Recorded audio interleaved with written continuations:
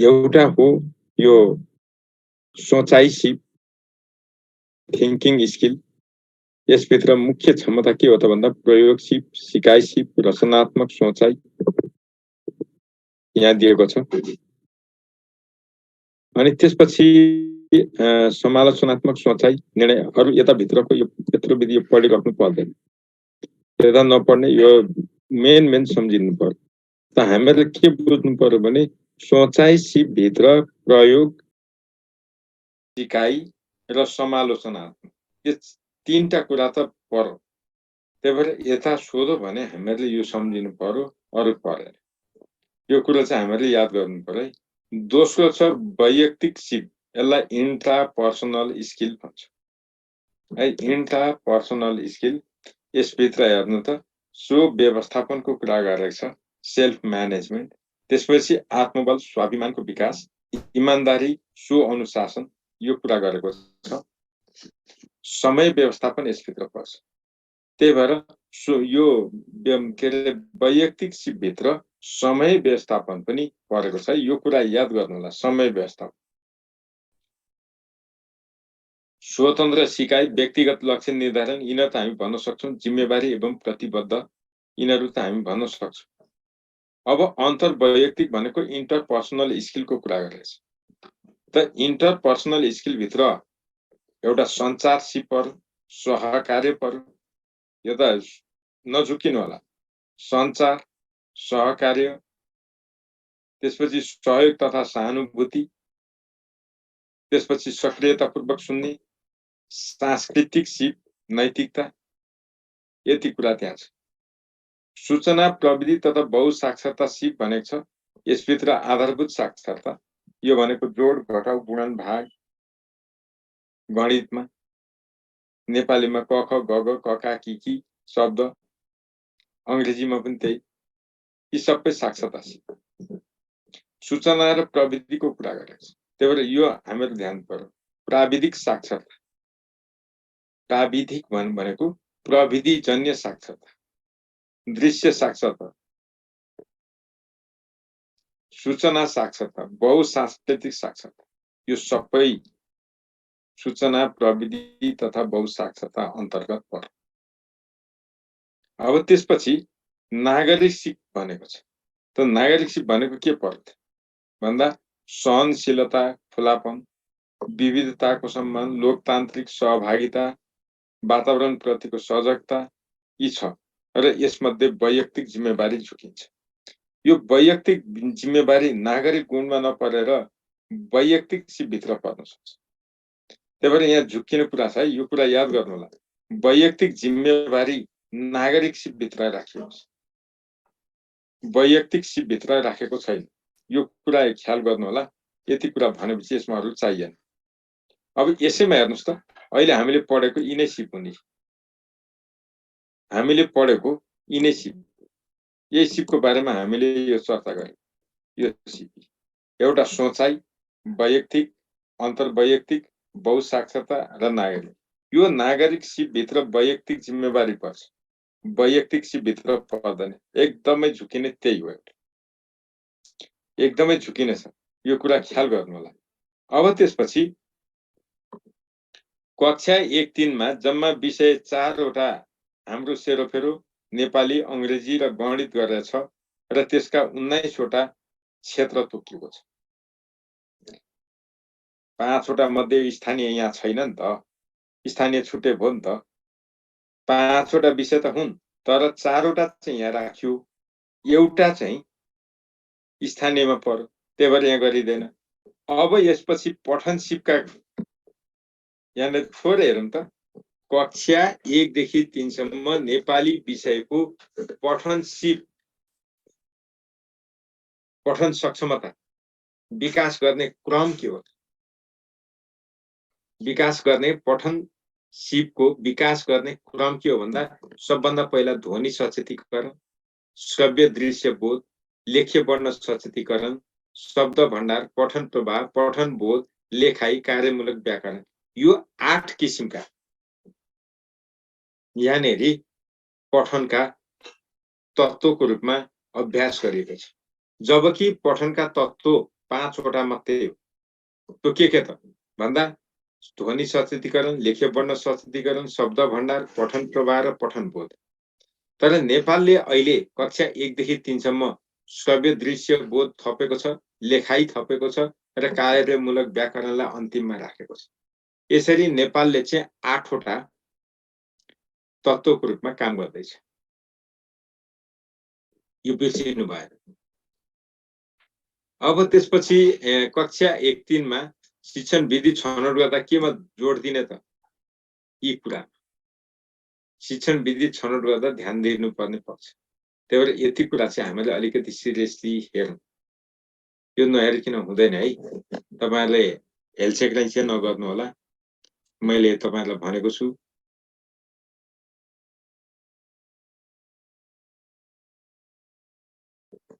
कृष्ण सुवेदी छ नि, यहाँ जे देखाएको छ त्यो गुरु बुकमा छ। त्यही भएर त तपाईहरुलाई यो गुरु बुकमा अगाडि राख्नुस्, पढ्नुपर्छ, हेर्नुपर्छ भनेको त। तपाईहरुले गुरु 2 मा त तपाईहरुले अहिले जुन दिएको छ त्यसमा 90% एन्ड एभव मिलाउनु भयो भने तपाई फेल हुँदैन। कुनै हालतमा फेल हुँदैन। त्यो तपाईको इन्डिकेटर हो, कसी हो। त्यही भएर गुरु 1 पढिसकेपछि मात्रै गुरु 2 पढ्नुस्। पहिले गुरु 2 पढेर गुरु 1 पढ्नु भने मजा आउँदैन। कृष्ण सुवेदी जी के पर्यो फेरि? सर नमस्कार। नमस्कार सर मैले एकैछिन डिस्टर्ब गरे है। यो गुरु 1 बुक पनि मेरो हातमा बल्ल आज पर्यो सर हैन? हजुर। त्यही भएर यो कहाँ छ भन्ने यसो हेर्न खोजेको। म धेरै टाढा बजाङदेखि लिइराखेको छु हजुरको क्लास। हजुर। त्यही भएर यो किताब आज पर्यो भने म अलि अक्मको पर्यो। यो च्याप्टर कहाँ छ भन्ने मैले हेर्न खोजिराखेको छु सर। पाठ्यक्रम भित्र छ नि। एकैछिन है सर म पेज नम्बर 195 यहाँ देखाएको छ। त्यहाँ तपाई कहाँ अब कति पेजमा छ? त्यही हाराहारी छ। त्यसैको पेरिफेरीमा के गर्ने? ए सरी सर मैले अलि डिस्टर्ब गरे। सरी है, मैले भेटाइसके सर। सुदीप जी तपाईलाई चाहिँ के पर्यो? गुरु नमस्कार। नमस्कार सुदीप जी भन्नु त। नमस्कार हजुर। नमस्कार भने क्या? नमस्कार भने लु देखाएँ गरे हजुरलाई। सर नमस्कार भने त नमस्कार। कति गाह्रो भयो? सर नमस्कार। ए बाबु म बोलिरहेको छु, नमस्कार भनिरहेको छु। सुदीप जी तपाई बोल्नुस् न। सर यो एउटा यो हिजो पढाएको यो अनिवार्य तथा ऐच्छिक विषयको पाठ्यक्रम र पाठ्य सामग्री विषयवस्तु वैधता प्रदान गर्ने निकाय मात्र दिएको छ। कसले गर्छ सर यो? कसले गर्छ भन्नुस् त? यहाँ दिया रहेछ सर बुकमा। मैले पाविके जस्तो लाग्यो, पाठ्यक्रम विकास केन्द्र जस्तो लागेर भएन नि त। यसमा त्यहाँ के छ भन्नुस् त? तपाई बोल्दा बोल्दै म्युट गर्नु। सर भन्नुस् त? अनिवार्य तथा ऐच्छिक विषयको पाठ्यक्रम र पाठ्य सामग्रीलाई विषयवस्तुसँग वैधता प्रदान गर्ने निकाय भनेको छ। अनि यता दिया छैन सर। अप्सन के छ? अप्सन केही दिया छैन सर। यो पेज नम्बर हजुरको 165 को हो सर। बुककै हो। बुक त बुक यहाँ मसँग बुकै छैन नि त। यहाँ त यही गुरु बुक हिजो पढेको हो सर। हिजो पढेको यही गुरु बुककै हो सर। वर्तमान पाठ्यक्रमको ढाँचा पेज कति रे? 165 सर। 165 मात्र हिजो पढेको। गुरु 1 मा चाहिँ हजुर 1 मा। म हेर्छु है त। वर्तमान पाठ्यक्रम ढाँचाको यो अलिकता म झुक्क्या सर।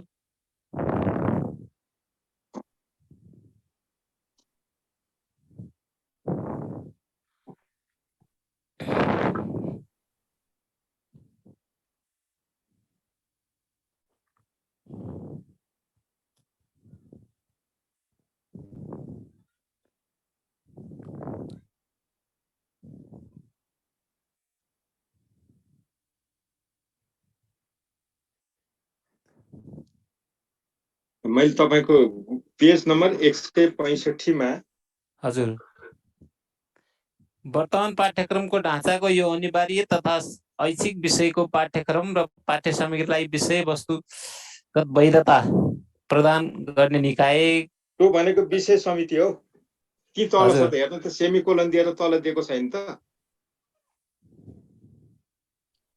कहाँनिर त्यहाँ सर त्यही निकाय भनेर त्यो गरेको छ त्यहाँबाट तपाईँलाई सेमिकोलन दिएको छ त्यो भन्दा तल विशेष समिति हजुर हो कि हजुर छैन छ सर छ अनि तपाईँको त्यसैको कन्टिन्युएसन हो नि त यति त बुझ्नु पर्यो नि त्यो अनिवार्य तथा ऐच्छिक विषयको पाठ्यक्रम पाठ्य सामग्रीलाई विषय हजुर वस्तुगत वैधता प्रदान गर्ने निकाय भन्यो अनि सेमिकोलन दियो त्यहाँ नआटेपछि तल आयो नि त सो त अनि विषय समिति बन्यो अब विषय समितिमा चाहिँ के भयो त अध्यक्षको मनोनयन चाहिँ मन्त्रालयले गर्छ जम्मा 9 जना पदाधिकारी हुन्छन् जम्मा 25 वटा विषय समिति छन् एकै ठाउँमा यत्रो विधि सूचना दिएको छ हजुर तपाईले पढ्न जान्नु भएन नि त आइडिया आएन सर यति सजिलो आफूले पढ्ने नोट हो क्या यो किताब लेखेको होइन हजुर तपाईहरुलाई हामीले धेरै पढ्नै पर्दैन हेर्नुस् त यही भित्र कतिवटा सूचना दिएको छ हजुर तपाईहरुले सर एउटा पढ्दाखेरि कन्टिन्यू ती हुने गरेको आफ्नो व्यक्तिगत नोट जस्तो हो हजुर बुक त धेरै राम्रो छ सर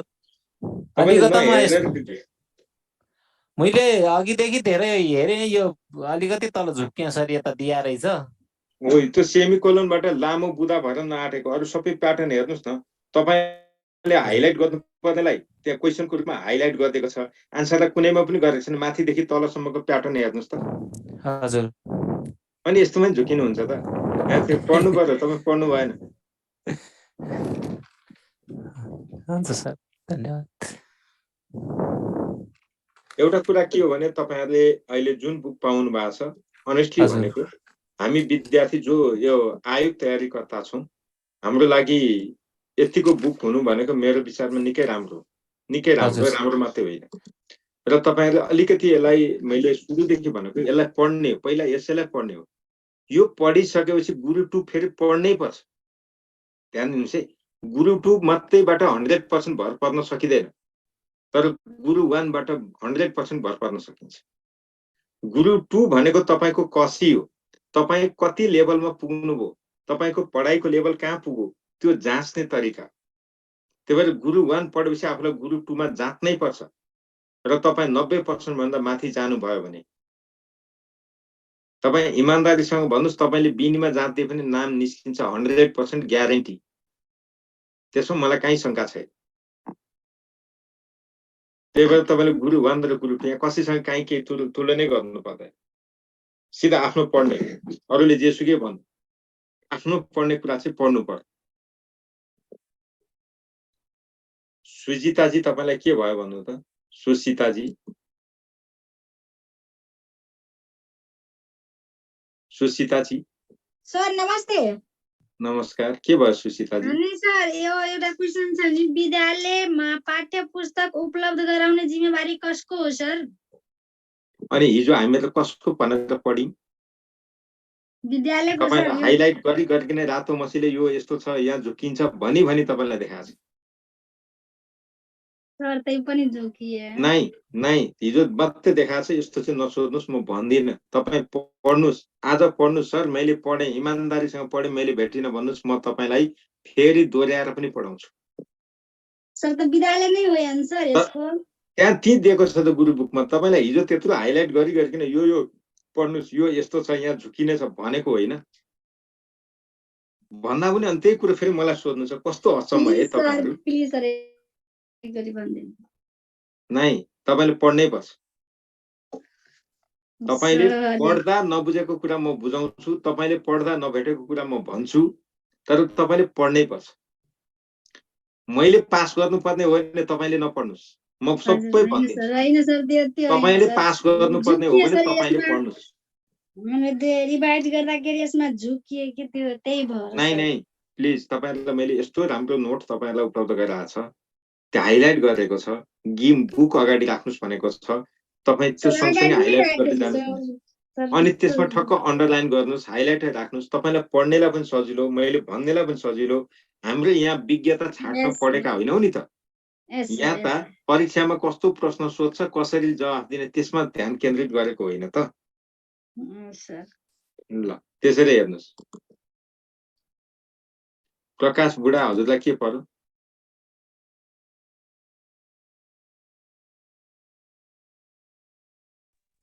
सर नमस्कार। भन्नुहोस् के पर्छ? नमस्कार सर।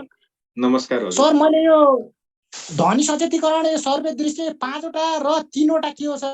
एकछिन फेरि भनिदिनु सर, मैले टिप्न सकिनँ सर। यो भनेको के हो भने पठन सिप रिडिङ फ्लुएन्सी भन्ने छ, राष्ट्रिय पठन सिप विकास कार्यक्रम भन्ने छ, त्यो भनेको NEGRP भनेर लागू भएको छ। त्यसले चाहिँ पठनका जम्मा 5 वटा तत्त्वको कुरा गरेको छ। ध्यान दिनुहोस् है, त्यसले चाहिँ पठनका जम्मा 5 वटा तत्त्वको कुरा गरेको छ र त्यो 5 वटा तत्त्वमा चाहिँ यहाँनेरि ध्वनि सचेतीकरण हो, लेख्य वर्ण सचेतीकरण हो, शब्द भण्डार हो, पठन प्रभाव हो र पठन बोध हो। विगतमा परीक्षामा सोधिसकेको छ। पठनका तत्त्व भनेको मूलतः यी 5 वटा हो, तर कक्षा 1 देखि 3 सम्म त्यो पठनको तत्त्व नेपाली विषय मार्फत कार्यान्वयन गरिएको छ। नेपाली भाषा विषयमा मात्रै यो लागू हुन्छ, अरूमा लागू हुँदैन। अब त्यसरी लागू गर्दा नेपालको डिजाइनमा के गरेको छ? नम्बर 1 मा ध्वनि सचेतीकरण, 2 मा श्रव्य बोध गर्दै अन्तिममा कार्यमूलक व्याकरण गरेर 8 वटा तत्त्वको रूपमा कार्यान्वयन हुँदैछ भनेको हो क्या तपाईलाई? हजुर सर, स्पष्ट बुझे सर, थ्यांक यू सर। अब तपाईलाई प्रश्न सोध्छ, राष्ट्रिय पठन सिप विकास कार्यक्रमले पठनका कतिवटा तत्त्व निर्धारण गरेको छ भन्यो भने 5 वटा।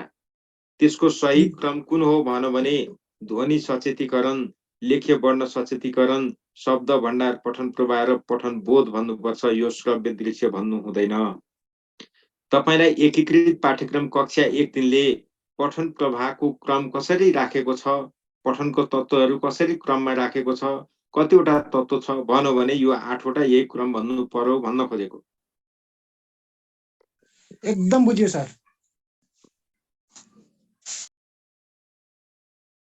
वन्दना राईजी, तपाईले के सोध्न आँट्नु भएको थियो?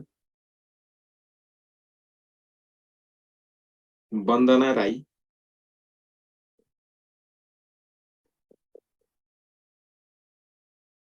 उहाँ बोल्नु भयो, राम्रै हो। सर यो मैले हिजो एउटा क्वेशनमा कन्फ्युज भए सर। केमा कन्फ्युजन?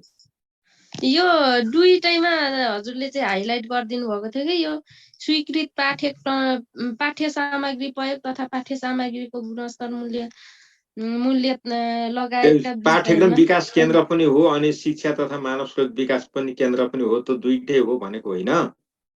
त्यही सर, मेरो अलिकति उता नेट गएर चाहिँ म बिचमा अलिकति अनि भनेको कुरा चाहिँ छुटाइदिने अनि नभनेको कहाँ अप्ठ्यारो के दिमागमा आउँछ? तपाईहरुलाई सकेसम्म मैले पढाउँदा एउटा कुरा मान्नुस्, तपाईहरुले क्वेशनै गर्न नपर्ने गरी मैले भनिराखेको हुन्छु। त्यही भएर 100% ध्यान दिनुस् मात्रै भनेको छु मैले।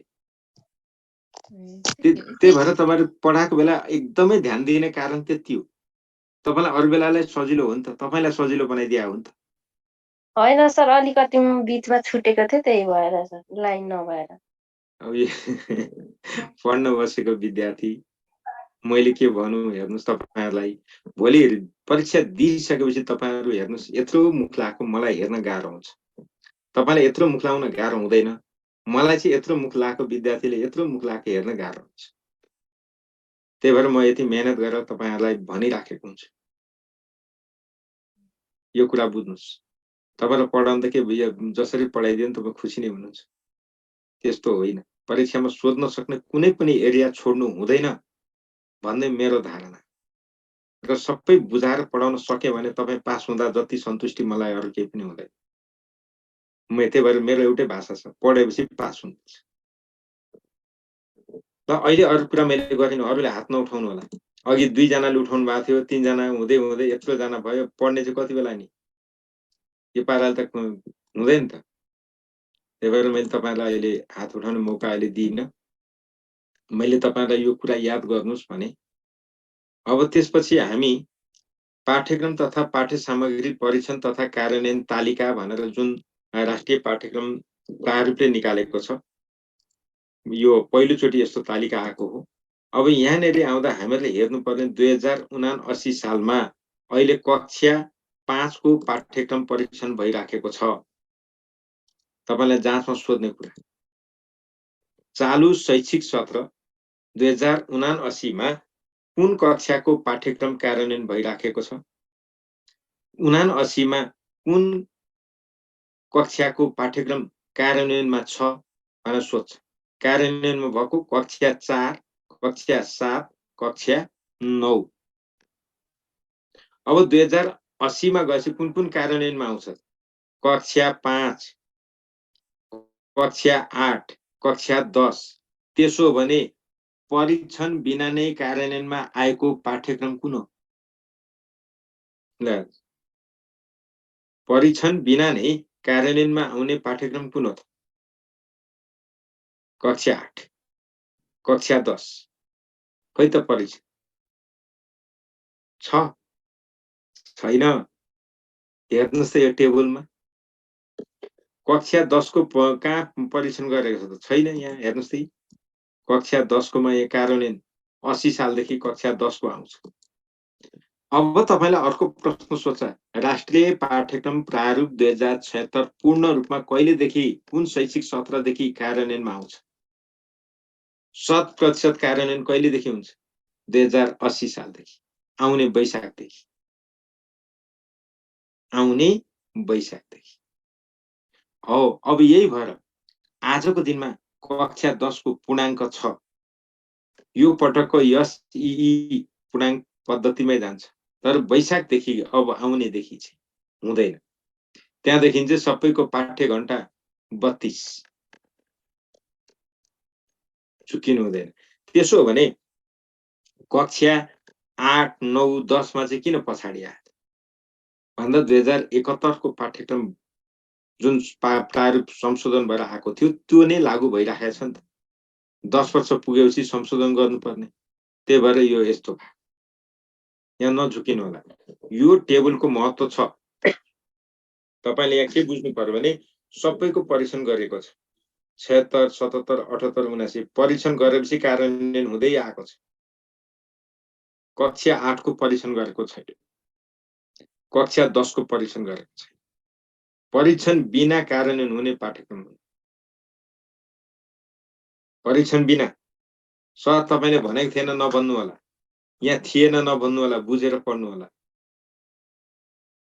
अब यति कुरा भनिसकेपछि विद्यालय पाठ्यक्रम मूल्याङ्कनका आधार गत वर्ष यही प्रश्न सोधेको थियो। टेबल यत्रो चित्र बनाएर दियो, सर यो त थाहा नै पाइएन भन्नु, आँखाभरि आँसु राखेर भन्नुहुन्छ, यो त मलाई कण्ठ आउँथ्यो सर भन्नुहुन्छ। आएको भए त लेख्नु पर्थ्यो नि त। तपाई पनि त्यस्तो नहोस्, पढ्नुस्, याद गर्नुस्, घोक्नुस् न। 6वटा त छ। पोहोर शिक्षकको कार्य सम्पादन स्तर फोहोर झाँट दिने कोही हुनुहुन्छ भने सम्झिनुस् ल। अब त्यसपछि विषयगत पाठ्यक्रमको आधार के हो त? परिचय, तहगत सक्षमता पाठ्यक्रमको आधार होइन, अङ्ग चाहिँ है। अनि त्यसपछि यो सबै यहाँ दिएको छ, यसको बारेमा मैले भन्नु परेन। सबभन्दा पहिले हामी के लेख्दा रहेछौँ? विषयगत पाठ्यक्रम निर्माण गर्दा लेख्दा सबभन्दा पहिलो पेजमा पृष्ठ के परिचय, दोस्रोमा तहगत सक्षमता, त्यसपछि कक्षागत सिकाइ उपलब्धि, त्यसपछि सी विषयवस्तुको क्षेत्र तथा क्रम र विस्तृतीकरण, सिकाइ सहजीकरण प्रक्रिया, विद्यार्थी मूल्याङ्कन प्रक्रिया। अब तपाईलाई कक्षागत सिकाइ उपलब्धि कुन पाठ्यक्रममा राखिन्छ भन्नु भने विषयगत पाठ्यक्रम। ध्यान दिनु होला, यहाँ पनि सोध्छ। अब यहाँनिर अर्को शैक्षिक सत्र 78 मा परीक्षण भएका पाठ्यक्रम कुन कुन हुन्? कक्षा 4, 7 र 9। ऐच्छिक विषयको छनौट गर्ने अधिकार सम्बन्धित विद्यालयलाई दिएको छ। कुन ऐच्छिक विषय राख्ने नराख्ने अधिकार विद्यालयमा छ। प्राविधिक एसएलसी टीएसएलसी को पाठ्यभार 50, पूर्णाङ्क 1000 छ। शिक्षा नीति तथा लक्ष्य प्राप्त गर्ने मुख्य आधार कुन हो? शिक्षा नीति तथा लक्ष्य प्राप्त गर्ने मुख्य आधार कुन हो? तपाईलाई यस्ता प्रश्न सोध्छ, ख्याल गर्नु। अब त्यसपछि नेपालमा विद्यालय तहको पाठ्यक्रम विकासक्रम र वर्तमान अभ्यास भनेको छ। अब यहाँनिर चाहिँ धेरै फोकस नगर्नुहोस्, सामान्य फोकस गर्ने र यो अलिअलि चाहिँ याद गर्नै पर्ने। अब 2007 सालभन्दा अगाडिको कुरा गर्ने भने संस्कृत शिक्षा विषय हो कि धार हो, स्ट्रिम हो? संस्कृत शिक्षा विषय होइन, संस्कृत शिक्षा विषय होइन, यो एउटा धार हो, स्ट्रिम हो। साधारण शिक्षा, प्राविधिक तथा व्यावसायिक शिक्षा, यो साधारण शिक्षा पनि एउटा धार हो, प्राविधिक तथा व्यावसायिक शिक्षा पनि एउटा धार हो, संस्कृत शिक्षा पनि एउटा धार हो, विषय होइन है। नेपाली शिक्षा चाहिँ फेरि विषय हो। कुरा कतिको बुझ्नु भएको छ? मैले यही भने। अब सबैभन्दा पुरानो संस्कृत शिक्षा प्रदान गर्ने विद्यालय हो भने त्यस पछाडि अंग्रेजी विद्यालय, भाषा पाठशाला अनि श्रेष्ठता पाठशाला, आधार शिक्षाका विद्यालयहरू खोलिए। अब यहाँनिर अरू कुरा गर्नु पर्दैन, विद्यालयबाट संस्कृतको कुरा आएको छ। विद्यालयहरूका पाठ्यक्रम आफ्नै किसिमका थिए। यहाँ जे भए पनि थोरै यहाँनिर हामीले हेर्नुपर्ने कुराहरू छन्।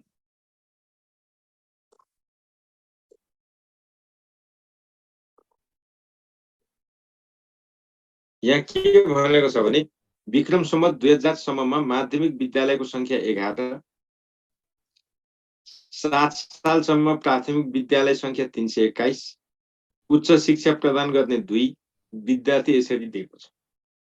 यहाँबाट योबाट पनि प्रश्न सोधेको छ, प्राथमिक विद्यालयको संख्या कति थियो भनेर सोधिएको छ। यस्तो पनि याद गर्नु पर्यो। 18 सालमा यो भयो। अब जे भयो भने हामीले पढ्नुपर्ने नेपाल राष्ट्रिय शिक्षा योजना आयोग 2011 ले सिफारिस गरेको पाठ्यक्रम भनेर भन्छ यहाँ। अब यो हिसाबले हेर्दाखेरि यसले विषयगत पाठ्यक्रममा जोड दिएको छ। तपाईलाई सोध्ने प्रश्न के हो भने नेपाल राष्ट्रिय शिक्षा योजना आयोग 2011 ले कस्तो पाठ्यक्रममा जोड दिएको थियो भन्यो भने विषयगत पाठ्यक्रम। अब यहाँनिर कक्षा 1-5, कक्षा 6-10 दुईटा छ। सामाजिक विज्ञान, भाषा, अंक, गणित छ। कक्षा 5 सम्म हेर्नुस् है। भाषा भित्र अंग्रेजी पनि पर्छ नि। कक्षा 4 देखि अंग्रेजी, कक्षा 1 देखि नेपाली थियो त्यति बेला। अब यो हिसाबले हेर्दाखेरि उद्योग, सौन्दर्य विकास अनि आत्म विकास भनेर राखेको थियो। ध्यान दिनु होला, यो हाम्रा अहिलेका विषयसँग नमिल्दा। त्यही भएर यो हाइलाइट गरेका विषयहरू थोरै अड छ, अड नमिल्दा त्यसलाई याद गर्नु। त्यसपछि पाठ्यक्रमलाई चाहिँ व्यावसायिक विषय, रोजगारीका विषय र मूल विषय गरेर 3 भागमा वर्गीकरण गरेको थियो। कसले? नेपालमा राष्ट्रिय शिक्षा योजना आयोग 2011 ले। के रे? व्यावसायिक विषय, रोजगारीका विषय, मूल विषय। त्यसपछि सर्वाङ्गीन राष्ट्रिय शिक्षा समिति 2018 को कुरा गरेको छ। यसले पनि विषयगत पाठ्यक्रममै जोड दिएको छ। यसले चाहिँ कक्षा 1-5, कक्षा 6-8, कक्षा 6 देखि संस्कृत शिक्षालाई राखेको छ। हेर्नुस् यहाँ संस्कृत भनेको छैन। 11 ले चाहिँ यिनै भित्र राख्ने भनेको छ, तर यहाँ चाहिँ छुट्याएर आएको छ। यसरी आउँदाखेरि नेपाली भाषा विषयकै रूपमा आएको चाहिँ 18 को प्रतिवेदन। त्यो भन्दा अगाडि यहाँ भाषा मात्रै भनेको छ। नेपाली अंग्रेजी सबैलाई एकैठाउँ मिसाएको छ। अनि कक्षा 6 देखि चाहिँ नेपाली राखेको छ।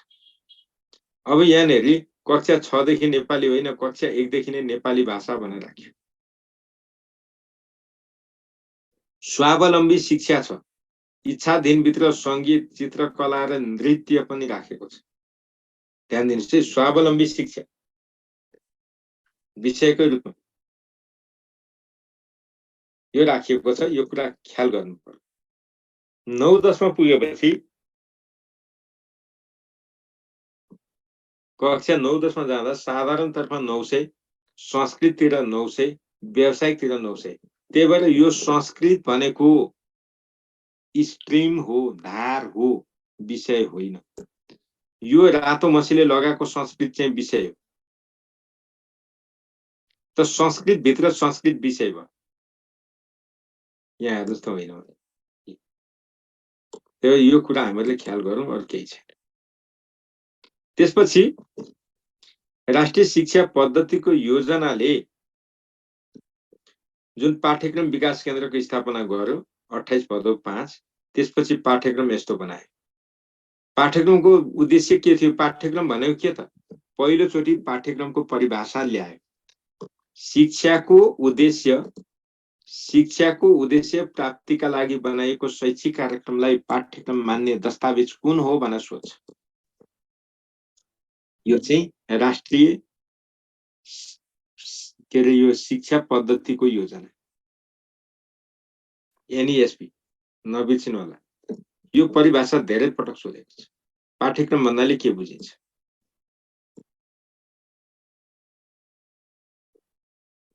त्यसपछि यति बेलाको पाठ्यक्रमले केमा जोड दियो? भाषा र गणितका प्रारम्भिक सिप सिकाउन, चरित्र निर्माणमा, निम्न माध्यमिक कक्षामा चरित्र निर्माण र श्रमप्रति आदरको भावना यति बेलाको पाठ्यक्रमले जोड दिएको छ। र नेपाली मुख्य विषय मानेको छ। 300 पूर्णाङ्क, कक्षा 1 देखि 3 सम्म 300 पूर्णाङ्क, कक्षा 4 देखि 7 200, अनि कक्षा 8 देखि 10 मा गएपछि चाहिँ नेपालीलाई 100 मा धारेको छ। अब व्यावसायिक विषय भनेर 28 ले 34 वटा विषय राखेको छ। यो सबै पढ्नु पर्दैन, तपाईहरुले यहाँ दिएका सबै नपढ्नुस्, आइडिया लिन चाहिँ पाइन्छ। कस्ता कस्ता विषय राखेको जस्तो त्यति बेला भन्नलाई पाइयो। 34 वटा सम्म हेर्नुस्।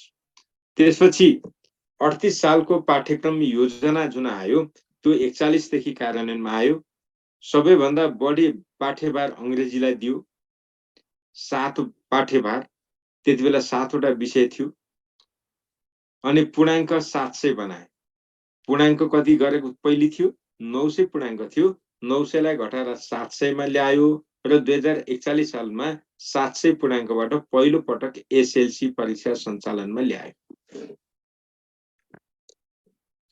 यहाँ नझुकिनुस् है।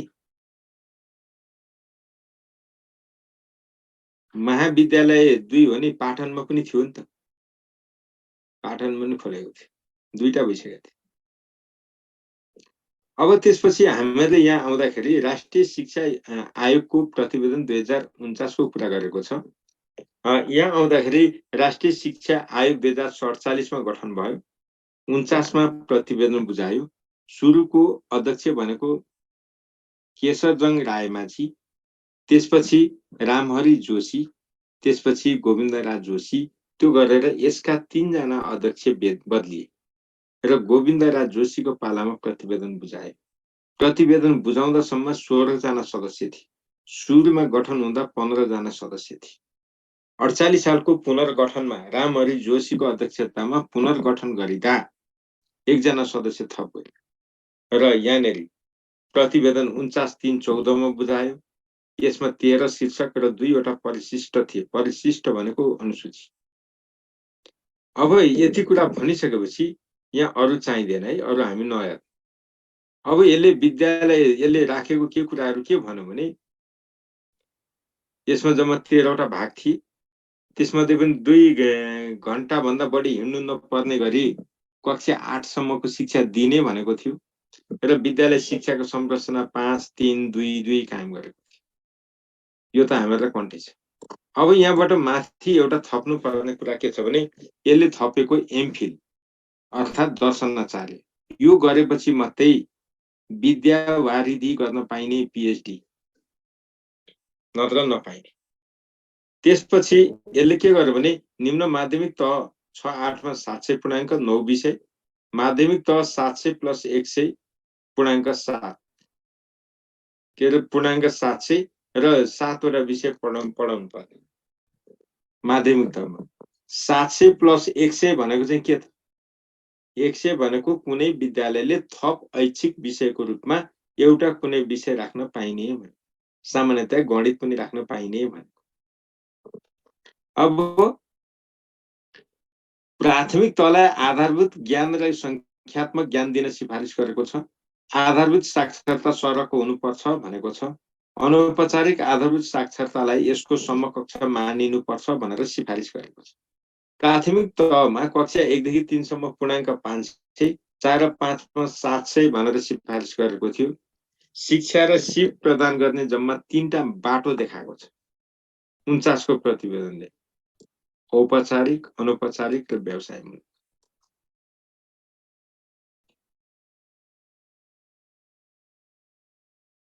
प्राथमिक शिक्षाको पाठ्यक्रम चाहिँ बाल बालिकामा अन्तर्निहित क्षमताको विकास गर्ने राखेको छ, साक्षरता सिप विकास गर्ने गरेको छ, स्वावलम्बन र श्रमशीलता जस्ता गुण राखेको छ र प्राथमिक शिक्षा 5 वर्षको हुने, कक्षा 1 मा प्रवेश गर्ने विद्यार्थी 6 वर्ष लागेको हुनुपर्छ भनेको छ। कसले? 49 ले। त्यसो भने अहिले विद्यार्थीलाई कक्षा 1 मा भर्ना हुन 5 वर्ष उमेर पुरा भएको हुनुपर्छ भन्ने व्यवस्था कुन प्रतिवेदनको सिफारिसबाट आएको रहेछ? 2049 49। नझुक्किनुस् है। अब प्राथमिक शिक्षा पाठ्यक्रम 2062 आयो 61-62 मा। अब यसले चाहिँ 1-3 को पाठ्यभार 34.600 6 विषय बढी पाठ्यभार भएको विषय नेपालीलाई कायम गरेको थियो। 8 पाठ्यभार दिएको थियो। यहाँ पनि एक पाठ्यभार बराबर 32 कार्यघण्टा हुन्थ्यो। अहिले पाठ्यभार भनिदैन, अहिले पाठ्य घण्टा भनिन्छ। त्यसलाई अहिले पाठ्य घण्टाको रूपमा राखिएको छ है।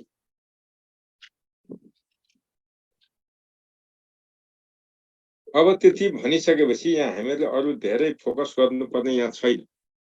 यहाँ के छ भने कक्षा 6, 7, 8 मा 39 पाठ्यभार थियो, कक्षा 9 र 10 मा नि 39 थियो। यहाँ अरु जान्नु परेन। राष्ट्रिय पाठ्यक्रम प्रारूप 2063 सबभन्दा पहिलो प्रारूप पाठ्यक्रमको सन्दर्भमा व्यवस्थित रूपमा बनाइएको प्रारूप। अब यो चाहिँ के हो भने यसको आवश्यकता किन पर्यो त भन्दा यो सबै कामको लागि यहाँ दिएकै छ, त्यही भएर यहाँ अरु भनिरहनु परेन। हामीले यो पढेर काम छैन। अब यसले 18 वटा सैद्धान्तिक आधार तय गरेको थियो र स्थानीय स्तरमा सृजनात्मक कलालाई पहिलो पटक ल्याएको थियो। अब नेपालमा विद्यालय तहको पाठ्यक्रम निर्माण प्रक्रिया भनेको छ। निर्माण गर्दा के कस्ता प्रक्रिया अवलम्बन गरिन्छ भन्यो हिजो हामीले पढेको यही हो। अब त्यसपछि हामी स्थानीय पाठ्यक्रमको कुरा गर्छौं। गणेश पाण्डेजी के समस्या पर्यो भन्नुस् त। गणेश पाण्डे सर नमस्कार। नमस्कार गणेशजी, के यो पर्यो? पाठ्यक्रम परीक्षण नगरिने कक्षाहरू भनेर हामीले 8 र 10 भन्यो होइन सर? हो। अनि 11, 12 मा के हुन्छ होला नि सर? 11, 12 को त्यो अहिले 11, 12 को यता जिम्मा लिएको छैन, पाठ्यक्रम प्रारूपसँग जोडिएको छैन, व्यवहारमा सिद्धान्त तथा जोडियो त्यहाँ पनि परीक्षण गरेको छैन, नयाँ पाठ्यक्रम लागू भएको छैन नि त। 11, 12 मा भएको छ त? हजुर छैन नि त। अब यहाँ त नयाँ पाठ्यक्रम लागू हुने भएकोले पो त्यसो भने त। 8 र 10 लाई मात्रै बुझ्ने अहिले हामीले। हो हो हो। हजुर हस्, थ्यांक यू।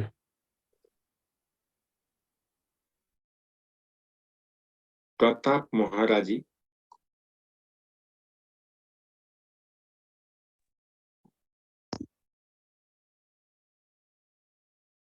प्रताप महाराज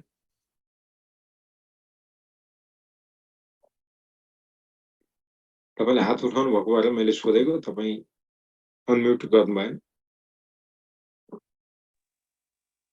नमस्कार। नमस्कार। सुन्नु सर, यो हेलो सुनिरहेको छु, बोल्नुस् न। सर यो मसँग गुरु बुक चाहिँ छैन सर। यो के गुरु बुक चाहिँ सर अब यो गुरु 2 बुक चाहिँ मात्रै छ मसँग। यसलाई के गर्ने होला सर? यो तपाई एडमिसन भएको छैन र? सर गुरु 2 बुक चाहिँ ल्याएछ रस्ते भर्खरै अनि गुरु 1 तपाईहरुलाई निशुल्क उहिलेदेखि दिएको छ। गुरु 1 लाई पैसा तिर्नु परेन, त्यो निशुल्क छ। 3टा किताब एकसाथ पाउनुहुन्छ। एडमिसन भएकै बेलामा तुरुन्तै लिएर जाने हो। तपाईका काठमाडौँमा कोही छन् भने मगाउनुहोस्। त्यस्तो गरेर हुन्छ, जुन पढ्नु पर्दैन नपढेर हुन्छ त प्रतापजी। त्यो गुरुवान बुक चाहिँ सर त्यही भएर मलाई कन्फ्युजन। म त गुरुवान हजुरले भन्नुभयो नि गुरुवानै पढ्नु पर्ने नपढेर अनि गुरु 2 मा खरै प्रवेश गर्नु भन्नुभयो नि म ठ्याक्कै सम्झेँ। तपाईले क ख नसिकिकन शब्द बनाउन सिक्नुहुन्न नि त। त्यो त हो सर।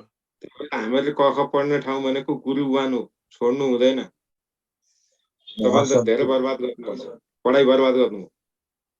हुन्छ सर, म त्यो बुक आएर भरे भने म मगाइहाल्छु।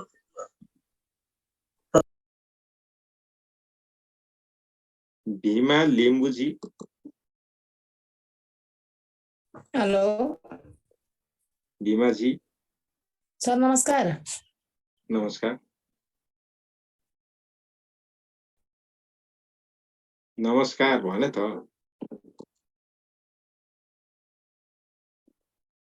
भीमाजी।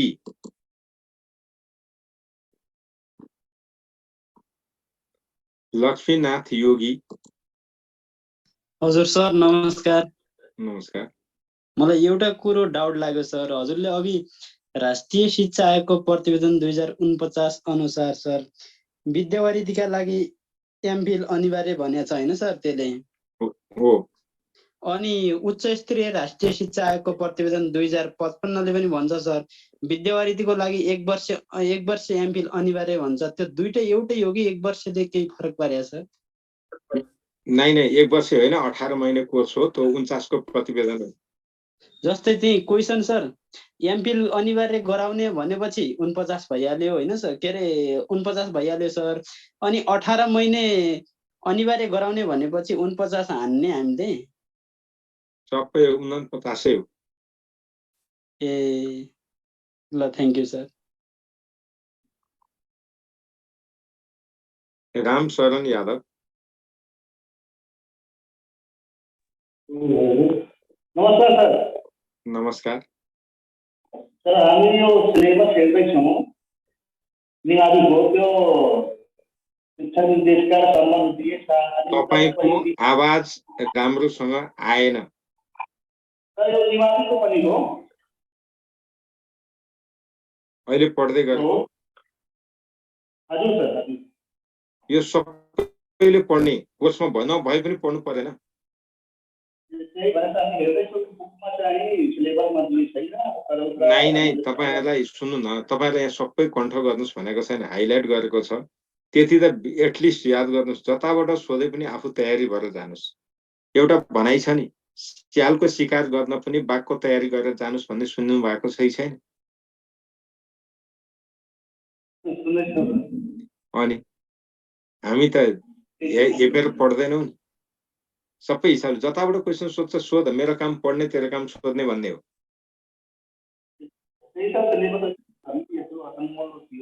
नहीं पढ्नुस् अहिले पढ्नुस्। अहिले तपाईले सोच्ने बेलै भएको छैन। पछि म तपाईहरुको निमाविको जाँच आउनु भन्दा कम्तीमा 10 दिन अगाडि तपाईहरुलाई के गर्ने के नगर्ने म भन्छु। अहिले तपाईलाई यो सबै पढ्नुस् भनिराखेको छु।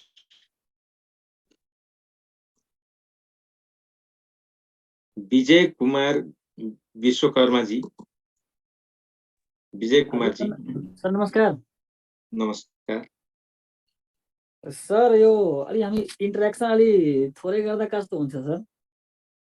कायदा हुन्थ्यो। त्यही सर, अब जस्तै टाइम पनि धेरै रहेन सर। अहिले हाम्रो जीके पनि पढ्न छ, जीके क्लासेस सुरु भएको छैन हैन? हो। अनि हामी शिक्षामै अल्झेर बसेछौँ, जबकि माविमा शिक्षा त थोरै छ 24 नम्बरको। हो। त्यही भएर सर हामी यस्तो खुरुखुरु जाँदा कस्तो हुन्थ्यो सर? त्यसो गर्न पाए त म पनि सजिलो जान्थे नि त। तपाईहरु हात उठाइदिएपछि मेरो मनले मान्दैन, विद्यार्थीले त्यही चाहिँ बुझेन कि जस्तो लाग्छ, त्यही भएर रोकिया हो नि त। अब प्रश्न अन्त गरिदिएपछि त बिग्रियो नि। नबुझेको ठाउँमा त सोधे त यत्रो बेर लाग्दैन नि। त्यही त हो सर। अब यताउतिको अनावश्यक कुराहरू सोधिन्छ सर। अब तनाव छ सर। म एकचोटि फेल पनि भएको हो निमाविमा। इन्टरभ्यूसम्म पुगेर सर फालिएको हो। अब मलाई अलि डर लागिरहेको छ सर, यसपालि के हुन्छ भनेर। अब नै फालिँदैन। मन तपाईँ पनि गुरु शान्त, 1 र गुरु 2 पढ्नुहोस्, फेल हुँदैन। त्यही सर मन पनि गुरु शान्त 1 छ। सुन्नुहोस्, सेडेपले निशुल्क उपलब्ध गराएको गुरु 1 हो। हजुर सर पढिरहेको यसमा छु सर। जीके को एउटा छ, गुरु 1 छ र अनि अर्को आइक्यू को बुक छ। तपाईहरु त्यो 3टा किताब एडिसन हुँदाकै बखत पाउनुहुन्छ।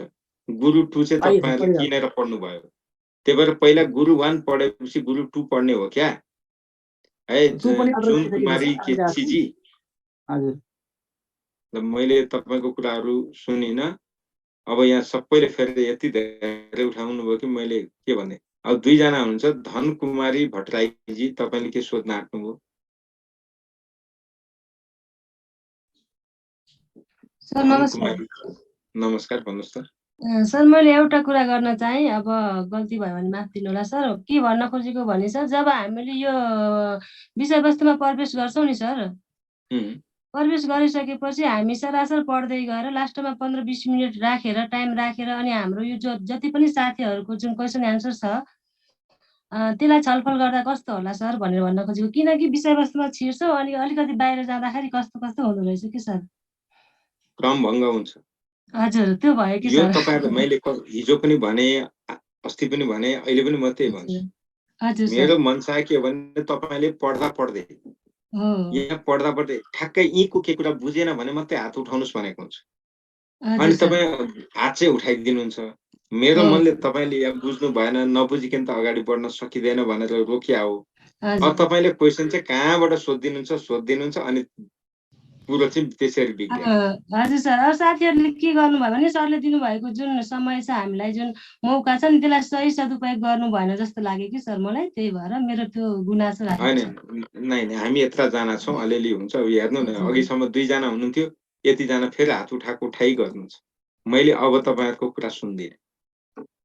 कुरा सुन्न थाल्यो भने त सबै रोकिन्छ। मैले तपाईहरुको सबैको हात अहिले डाउन गरे।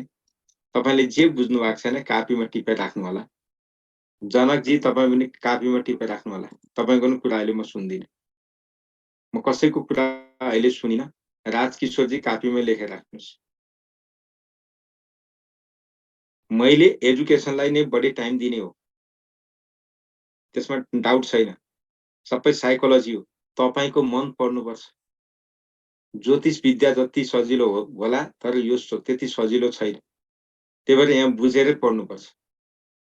यहाँ बुझेरै पढ्नुपर्छ। तर तपाईहरु आफू पनि डिसिप्लिनमा बस्नु पर्यो के, अनुशासनमा त बस्नु पर्यो। अनि पो मलाई पनि सजिलो हुन्छ। ल अब हामी स्थानीय पाठ्यक्रममा जान्छौं।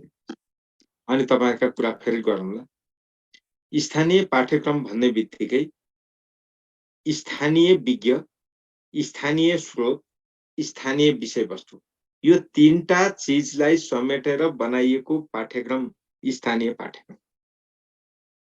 स्थानीय पाठ्यक्रमको सबै मापदण्ड नीति तोक्ने काम चाहिँ संघले, स्थानीय पाठ्यक्रम बनाउने चाहिँ विद्यालयले, स्वीकृत गर्ने चाहिँ स्थानीय तहले। नझुकिनु होला। अब जे भए पनि स्थानीय तहले विकास गर्छ भन्न पाइयो। संघ र प्रदेशले यसका मान र मापदण्ड तोक्छ, मूलत संघले। र स्थानीय सरकारवालाको सहभागितामा स्थानीय आवश्यकता अनुसार विषयवस्तु समावेश गरी निर्माण र कार्यान्वयन हुने पाठ्यक्रमलाई स्थानीय पाठ्यक्रम भनिन्छ भनेर प्राथमिक शिक्षा पाठ्यक्रम 2062 मा यसलाई परिभाषित गरिएको छ। त्यही भएर यसमा अरु ध्यान दिनै पर्दैन। अब यहाँ अर्को कुरा हेरौं। स्थानीय शिक्षा पाठ्यक्रमको अवधारणालाई सर्वप्रथम यो 49 को प्रतिवेदनले समेटेको थियो।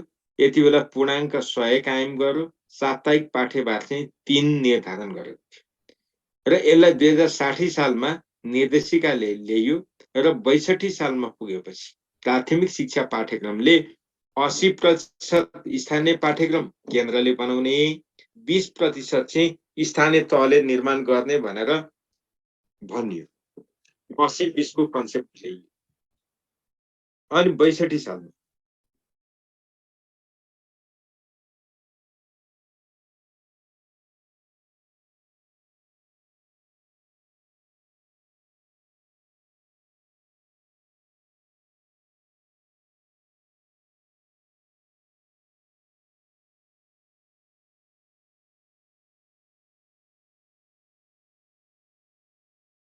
यहाँनिर अलिकति के बुझौँ भने सबभन्दा पहिला स्थानीय पाठ्यक्रमको अवधारणा यो 2062 को उसमा त आयो, तर यहाँनिर हामीहरूले थोरै 2049बाट सुरु भएको रहेछ, 100 पूर्णाङ्कबाट 2049बाट, र सुरुमा 3 पाठ्यक्रम भएको थियो।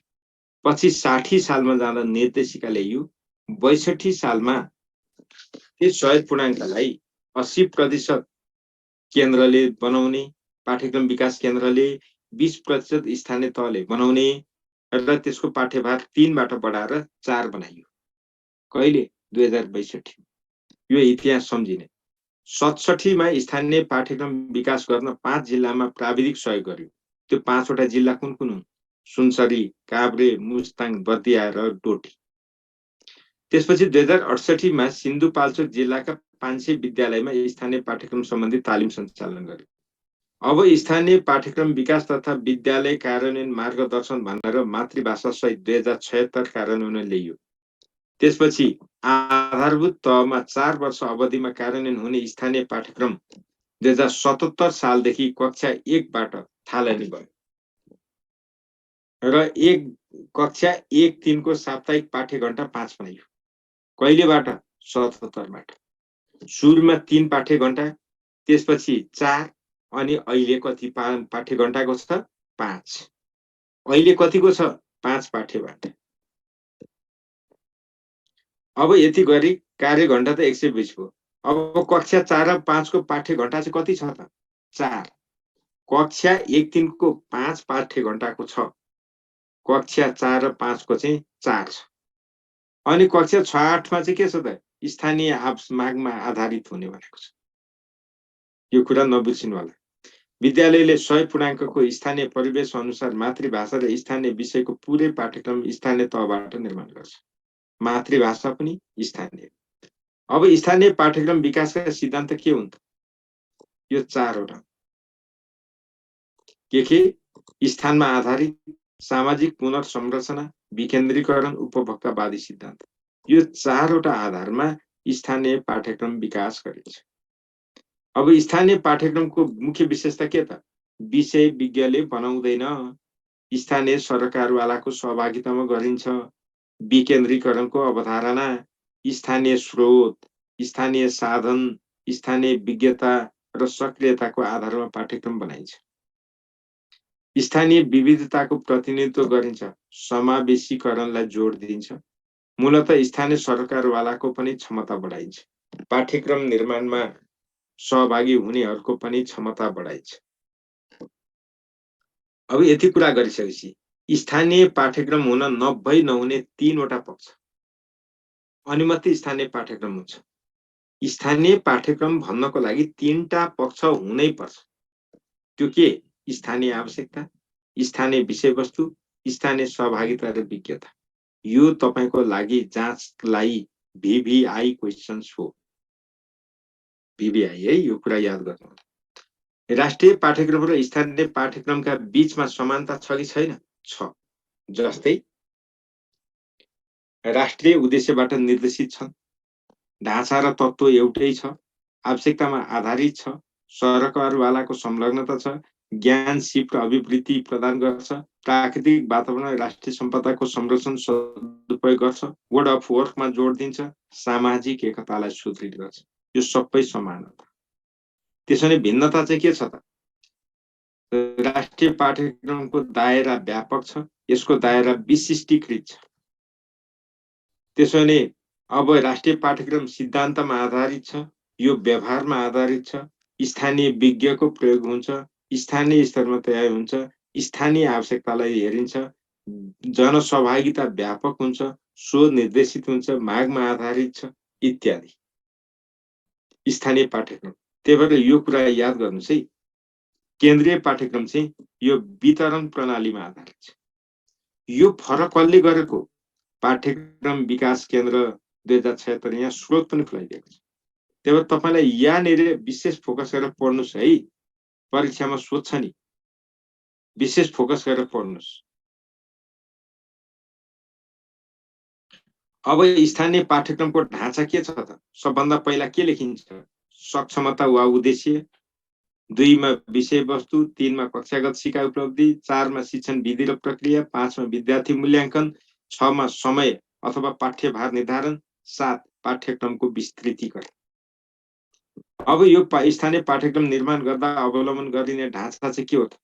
परिचय, त्यसपछि तहगत उद्देश्य, कक्षागत सिकाइ उपलब्धि, विषयवस्तुको क्षेत्र र क्रम, स्कोप एन्ड सिक्वेन्स, यो कुराहरू हामीहरूले हेर्नु पर्यो। अन्तिममा विद्यार्थी मूल्याङ्कन भनेको छ। यो कुरा पनि हामीहरूले घोक्नुपर्ने विषय हो है सर म्याडम, यो कुरा ख्याल गर्नु। यहाँ बुझ्नुपर्ने छैन, सिधा घोक्ने हो, सिधै घोक्ने हो है यो चाहिँ।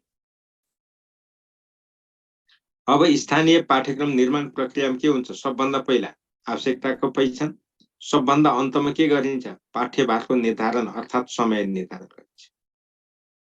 यो कुरा बिर्सिनु भएन। स्थानीय पाठ्यक्रम निर्माण गर्दा सबभन्दा पहिला के गरिन्छ? आवश्यकताको पहिचान। 2 मा के गरिन्छ? उद्देश्यको निर्धारण। अन्तिममा के गरिन्छ? पाठ्यभार निर्धारण। अब यति कुरा भनिसकेपछि अरू चाहिए। अब स्थानीय पाठ्यक्रम निर्माण कार्यान्वयन गर्ने तरिका के हो त भन्दा अंग्रेजी, गणित, नेपाली र विज्ञान यो 4वटा विषयमा स्थानीय पाठ्यक्रम निर्माण गर्न पाइँदैन। यी 4वटा विषयमा स्थानीय पाठ्यक्रम निर्माण गर्न पाइँदैन। स्थानीय पाठ्यक्रम एउटा पालिकाभित्र एउटै पनि हुन सक्छ। एउटा पालिकाभित्र एउटै पनि हुन सक्छ। पालिकागत रूपमा फरक पनि हुन सक्छ। विद्यालयगत रूपमा फरक पनि हुन्छ। एउटै पालिकाभित्र 10वटा विद्यालय छन्। 10वटा विद्यालयले अलग अलग पाठ्यक्रम पनि लागू गर्न सक्छ, होइन एउटै पनि लागू गर्न पाइन्छ। अब यहाँ के भन्छ भने 1 वा सो भन्दा बढी विद्यालयले तयार गरे पनि स्थानीय पाठ्यक्रम स्थानीय तहबाट स्वीकृत हुनुपर्छ। हेर्नुहोस् त्यहाँ स्थानीय तहबाट स्वीकृत नभइकन हुँदैन। प्रदेशले सहजीकरण गर्न सक्छ। मातृभाषा विषय वा माध्यम दुवै हुन सक्छ। मातृभाषालाई विषयको रूपमा पनि जान सक्छ, भाषा वा माध्यमको मिडियम अफ इन्स्ट्रक्सनको रूपमा पनि जान सक्छ। त्यो कुरा यहाँ भनेको छ। त्यस्तै स्थानीय विषय अनिवार्य रूपमा लागू गर्नुपर्ने, सोको अनुगमन सम्बन्धित स्थानीय तहबाट हुन्छ। त स्थानीय पाठ्यक्रम स्वीकृतकर्ता पनि स्थानीय तह, अनुगमनकर्ता पनि त्यही। त्यसो भने स्थानीय तहले स्थानीय विज्ञ वा शिक्षा शाखा प्रमुख को संयोजकत्वमा स्थानीय पाठ्यक्रम विकास तथा कार्यान्वयनका लागि समिति गठन गर्छ। संयोजक को हुँदो रहेछ? हेर्नुहोस् त, स्थानीय विज्ञ पनि हुन सक्छ, शिक्षा शाखा प्रमुख पनि हुन सक्छ। अब प्रदेशले विभिन्न स्थानीय विषयका नमुना पाठ्यक्रम विकास गर्छ। तपाईलाई जाँचमा सोधिनु पर्ने प्रश्न यो हो, स्थानीय विषयका नमुना पाठ्यक्रम विकास गर्ने काम कसले गर्छ? नमुना पाठ्यक्रम, पाठ्यपुस्तक होइन, नमुना पाठ्यक्रम प्रदेशले। झुकिनु होला फेरि।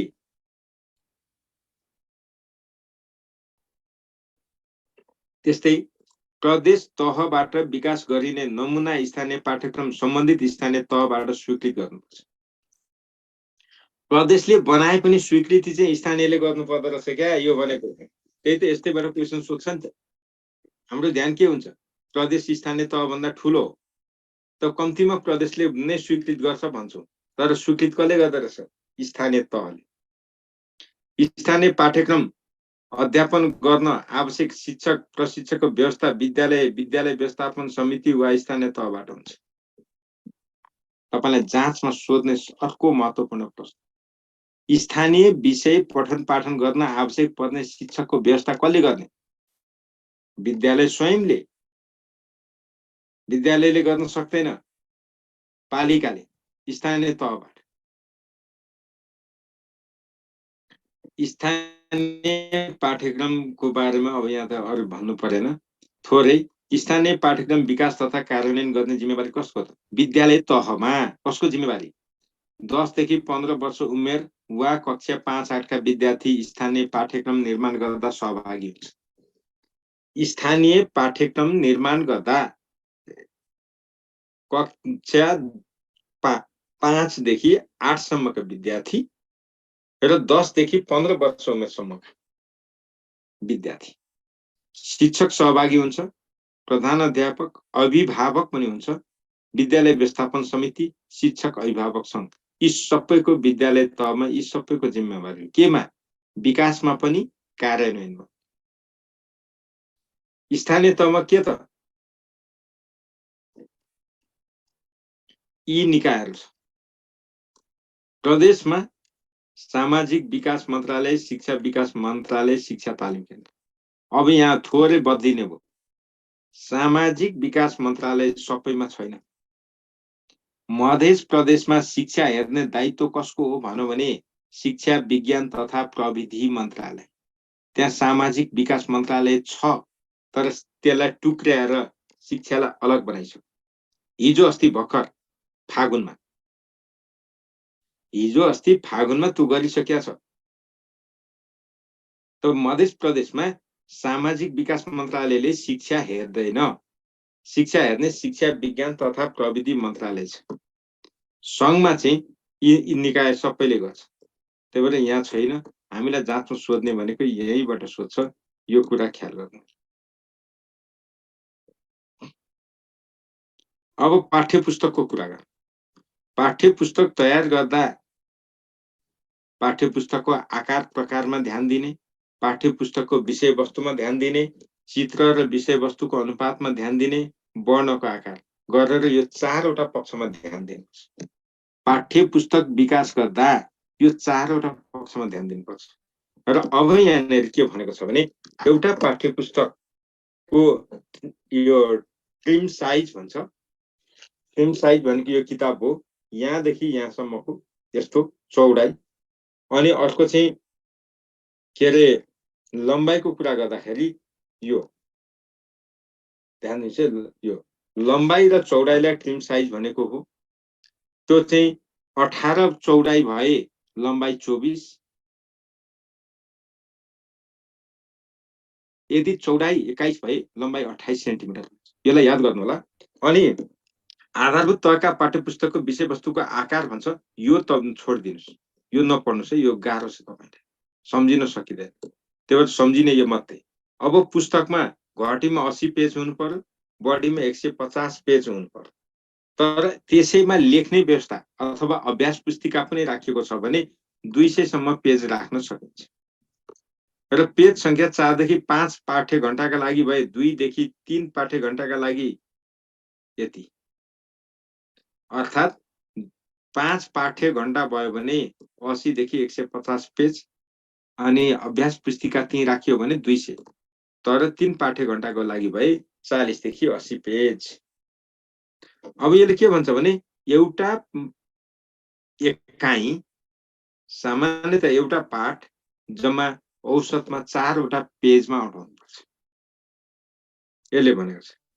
अब त्यसपछि यहाँ के भन्छ भने पाठ्य पुस्तक तयार गर्दा देवनागरी लिपिमा हिमाली वा प्रीति फोन्ट प्रयोग गर्ने। हिमाली वा प्रीति फोन्ट।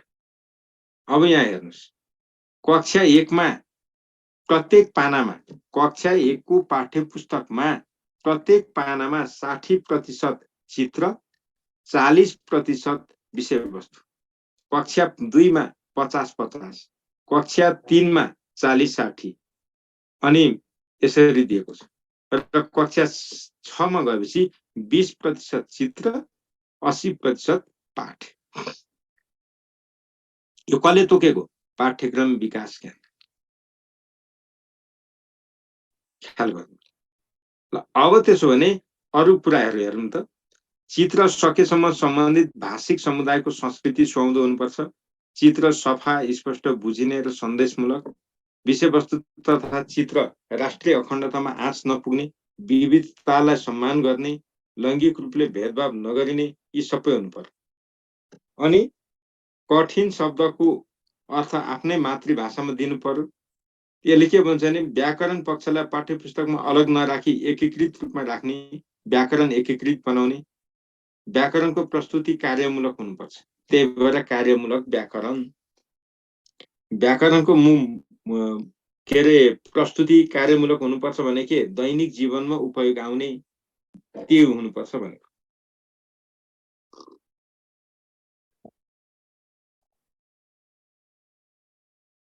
त्यसपछि अब तपाईलाई जाँचमा सोध्ने अर्को महत्त्वपूर्ण कुरा, पाठहरू तयार गर्दा कक्षा 1 देखि 3 सम्म सुनाइ र बोलाइ सिपलाई बढी प्राथमिकता दिनुपर्छ।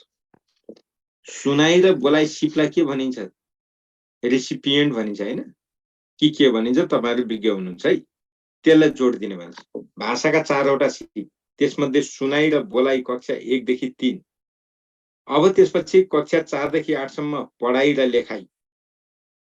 यो तपाईलाई परीक्षामा सोध्ने साह्रै महत्त्वपूर्ण ठाउँ छ। साह्रै महत्त्वपूर्ण ठाउँ छ, अहिले ख्याल गर्नु होला। त्यसपछि अन्तिममा के दिएको छ भने पाठ्य पुस्तकको अन्तिममा आवश्यकता अनुसार परिशिष्ट सन्दर्भ ग्रन्थ शब्दावलीको प्रयोग गर्नुपर्छ। प्रश्नसँग छुट्याइदिएको छ।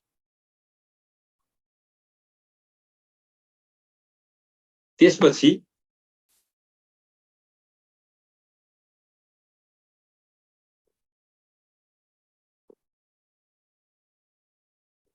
अब मातृभाषा कार्यान्वयनमा विभिन्न निकायको जिम्मेवारी भनेछ। रोबिनजी, अहिले नै लर्निङ सिद्धान्त दोहोरिन त समय लाग्छ। दोहोरिन चाहिँ दोहोरिन्छ, तर अहिले नै त्यस्तो दोहोर्याउनुस् भन्दा चाहिँ अलिकति मिलेन होला। हिजो अस्ति पढ्दा त बुझेरै पढेको हुनुपर्ने हो। ल, मातृभाषा कार्यान्वयनमा विभिन्न निकायको जिम्मेवारी। मातृभाषामा संघीय तहको जिम्मेवारी के त? राष्ट्रिय मानक मापदण्ड निर्धारण गर्ने, नमुनाका रूपमा मातृभाषाका पाठ्यक्रम र पाठ्य सामग्री विकास गरी प्रदेशले स्थानीयलाई दिने। स्थानीय पाठ्यक्रमको नमुना कसले विकास गर्छ? यो कमला विष्टजीलाई सोध्नु पर्यो। कमला विष्टजी, तपाईँ अनम्युट गर्नुहोस् त। सर नमस्कार। नमस्कार। लु भन्नु त, स्थानीय पाठ्यक्रमको नमुना कसले तयार गर्छ? प्रदेशले। स्वीकृत कसले गर्छ? स्थानीय तहले। तर यहाँ हेर्नुहोस् त, मातृभाषाको नमुना पाठ्यक्रम चाहिँ कसले तयार गर्दो रहेछ? प्रदेशले। कहाँ प्रदेशले? सङ्घले सर, सङ्घ हो। नआत्तिकिन पढ्नुहोस् त, राम्रो बुझेर पढ्नु भएको रहेछ, खुसी लाग्यो। नझुकिनु होला, जाँचमा सोध्ने कुरा छ है। यहाँनिर भनेको चाहिँ सङ्घले गर्छ, नझुकिनु होला। अब आजको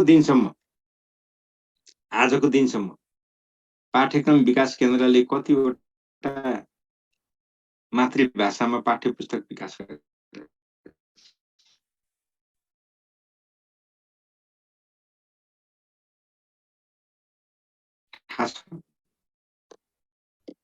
तल बुकमा छ। त्यो काम के त? मातृभाषाको पठन पाठनलाई व्यवस्थित गर्ने स्थानीय तहको क्षमता विकास गर्ने। ध्यान दिनुहोस् है, मातृभाषाको पठन पाठनलाई व्यवस्थित गर्न स्थानीय तहको क्षमता विकास गर्ने जिम्मेवारी कसलाई दिएको रहेछ? प्रदेशले। त्यसपछि मातृभाषाको पाठ्यक्रम कार्यान्वयन गर्न बजेट छुट्याउने काम प्रदेशले पनि गर्ने, स्थानीयले पनि गर्ने भनेको छ। स्थानीयको मुख्य जिम्मेवारी के त भन्दा पाठ्य पुस्तकको विकास तथा कार्यान्वयन सम्बन्धी नीति बनाउने, अभ्यासमा रहेका मातृभाषाहरूको लिपि भए अध्यावधि गर्ने, बजेट छुट्याउने काम स्थानीय तहले गर्छ। विद्यालय तहमा के गरिन्छ? मातृभाषाको छनौट, पाठ्यभार निर्धारण, पाठ्य सामग्री छनौट तथा विकास। त्यसो भने मातृभाषाको पाठ्यक्रम कसले विकास गर्दछ? विद्यालयले। मातृभाषाको पाठ्यक्रम कसले विकास गर्दछ? विद्यालयले। झुकिने बिन्दु छन्, त्यही भएर यो कुरा याद गर्नु होला।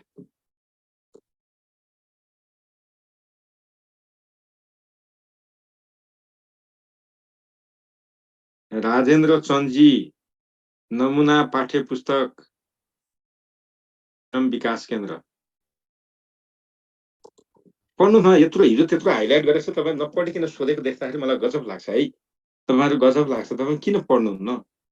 जाँचमा आउँछ, सोध्छ भनेको छ। जाँच दिने तपाईँ, नियुक्ति चाहिने तपाईँलाई, मास्टर हुनुपर्ने तपाईँले। अनि नपढिकन मैले पढेर हुने भए त तथास्तु भनिदिन्थे यसरी तथास्तु भनिदिन्थे सबै मास्टर भएस् भनिदिन्थे के गर्नु मान्छे परे कर्म गरे फल पाइन्छ कर्म नगरे फल पाइँदैन तपाईलाई दुख्दा मलाई दुख्दैन तपाईलाई दुख्दा मलाई पनि दुख्ने भएको अझै घोज्थे तपाईलाई दुख्दैन मलाई दुख्दा तपाईलाई दुख्दैन संसारको यो सृष्टि त विचित्र छ जसले कर्म गर त्यसले फल पाए कर्म गर फलको आशा नगर गीता भागवत गीता किनभने कर्म गरेपछि अवश्य फल पाइन्छ असारमा धान रोपेपछि मङ्सिरमा कोदो फल्दैन धानै फल्छ त्यही भएर पढ्नुस् पढेर अनि बल्ल कन्फ्युजन हुन्छ पढेपछिको कन्फ्युजन हुन्छ अनि पो सोध्ने हो त ललित टमाटा प्रशिक्षक के हो भन्नुहुन्छ यार ट्रेनर हो कुनै कुराको तालिम दिनेलाई प्रशिक्षक भन्यो तालिम दिनुलाई प्रशिक्षण भनिन्छ ट्रेनिङ हो यस्ता शब्द त तपाईहरुले भ्यासले गरिसके मान्छेहरु अरे ल अब यति यहाँ तपाईहरुले मैले भने मातृभाषाको छनौट गर्ने पाठ्यबन्ध निर्धारण गर्ने पाठ्य सामग्री छनौट गर्ने विकास गर्ने सबै काम विद्यालय स्वीकृत फेरि स्थानीय तहले समुदायले विज्ञको सूची उपलब्ध गर्छ सूची उपलब्ध गराउने काम कसको सम्बन्धित मातृभाषी समुदायको ल अब मातृभाषी समुदायको जिम्मेवारी के त सचेतना गर्ने मातृभाषाको पठन पाठन सुनिश्चित गर्ने विज्ञको सूची तयार गर्ने क्षमता विकास गर्न विद्यालयलाई सहयोग पुर्याउने अब मातृभाषाका पाठ्यक्रम तथा सिकाइ सामग्री विकासमा सहयोग पुर्याउने विद्यालयले नियमित रूपमा मातृभाषामा शिक्षण सिकाइ कार्य गरे नगरेको अवस्थाको नियमित रूपमा अनुगमन गरी आवश्यक पृष्ठपोषण गर्ने काम सम्बन्धित मातृभाषी समुदाय अब यति कुरा गरिसकेपछि हामीले यहाँ बुझौं त सबभन्दा पहिली मातृभाषामा विकास गरेको पाठ्यपुस्तक कुन हो मैथिली दोस्रोमा भोजपुरी तेस्रोमा अवधी चौथोमा लिम्बू पाँचौंमा बान्ता बराई सबभन्दा पछिल्लो कुन त राणा थारू 25औं माझी ल यी भएका सबै मातृभाषाका पाठ्यपुस्तकहरू हुन्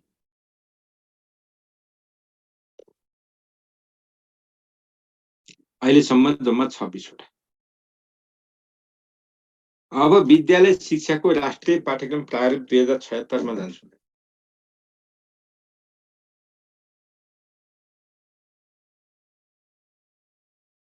हो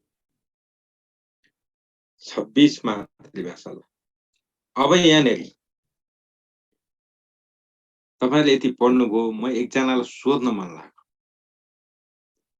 सोध्दा म कसलाई सोधौं भन्दैछु म एकजना चाहिँ अब आँखा चिम्मा गरेर बोलाउनु पर्छ अशोक घिमिरेजी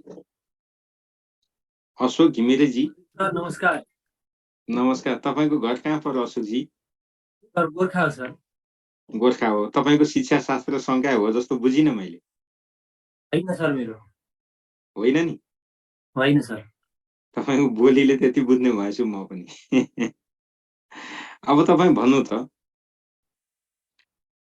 तलका मध्ये कुन मातृभाषा होइन